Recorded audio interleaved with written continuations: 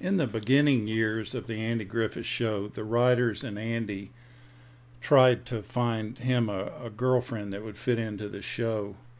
Um, they had terrible luck with their choices, at least in their minds. They did. I think in a lot of the viewers' minds, they seemed okay. Andy said that they had trouble writing for him because he was so uncomfortable in a romantic setting. They finally hit the jackpot with Annetta Crusoe, or Helen Crump, as we all know her. But there were quite a few unsuccessful tries prior to her. And surprisingly, a bunch of them were in the medical field. There was Eleanor Donahue, who played Miss Ellie. She was a pharmacist. And then there was Sue Ann Langdon. She played Mary Simpson. Mary was a nurse. Barney even tried to get Lydia Crosswaite to hook up with Andy, and that didn't work. The other girlfriend that lasted for 4 episodes was Joanna Moore, also known as Peg. And that's what this video is about. Joanna Moore was born Dorothy Cook in 1934 in Americus, Georgia. In 1941, when she was 7 years old, her parents and her sister were involved in a car accident. And her mother and her sister died immediately, and the father died about a year later. She went on to live with her grandmother after that, and then her grandmother couldn't take care of her, I guess because she was older. And she was adopted by a wealthy family, and she kind of changed her name to her middle name, which is Joanna. As she got to be a teen, she married and quickly divorced a guy named Willis Moore. She married him in 1951. And after the divorce, she attended Agnes Scott College in Decatur, Georgia. And while she was attending the college there, she entered a beauty contest. And that beauty contest is what brought her to Hollywood. She began her career at Universal Studios after she was spotted at a cocktail party.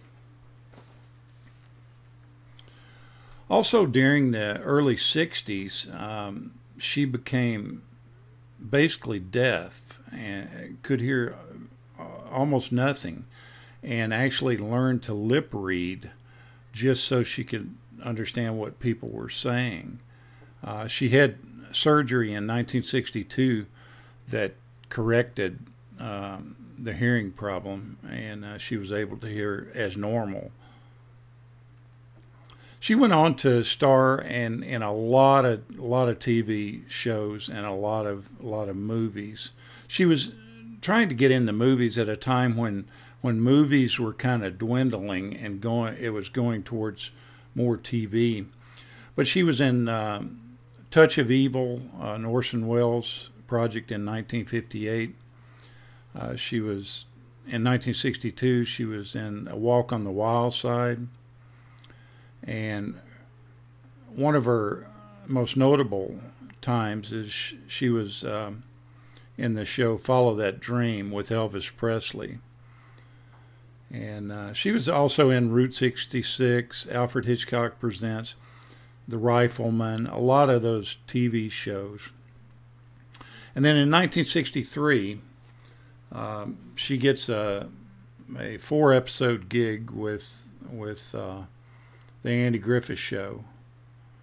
I always thought she just did an exceptional job on that show. And her voice, in one episode she sings, and her voice is just charming. About this same time, in 1963, she married Ryan O'Neal, and the couple had 2 children, Tatum O'Neal and Griffin O'Neal. That marriage was a troubled one from the start, and the couple separated in 1966, and in February 1967, the divorce became final. In 1975, she married a roofing contractor in L.A. Named Gary Reeves, and they divorced 2 years later in 1977. Around the time of her separation from O'Neill, she began to abuse alcohol and drugs. She got on amphetamines and became really addicted to amphetamines. I think she was always abusing alcohol. From what I can read, that was kind of a crutch for her, and she smoked a lot of cigarettes. Finally, in 1970, she kind of crashed and burned and admitted herself to a state hospital in California for psychiatric treatment. The next year, she was arrested for drunk driving after she got into an argument with O'Neill, and she actually lost custody of her children.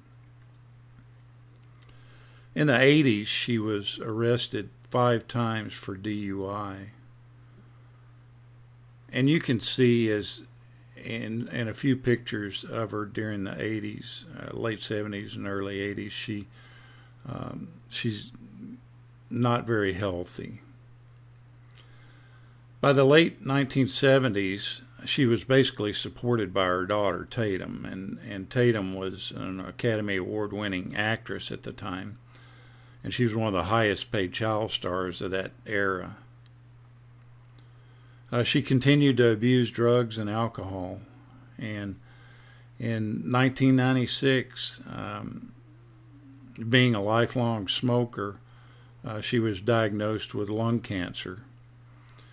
And on October 22nd, 1997, she died from the disease. Supposedly, Tatum was at her side. She initially was interred at Hillside Memorial Park in Redlands, California, but her family moved her to Oak Grove Cemetery in her hometown of Americus. What a beautiful and talented lady that led such a sad and troubled life. Rest in peace, Peg. You brought smiles to many Mayberry fans. Thank you so much for watching.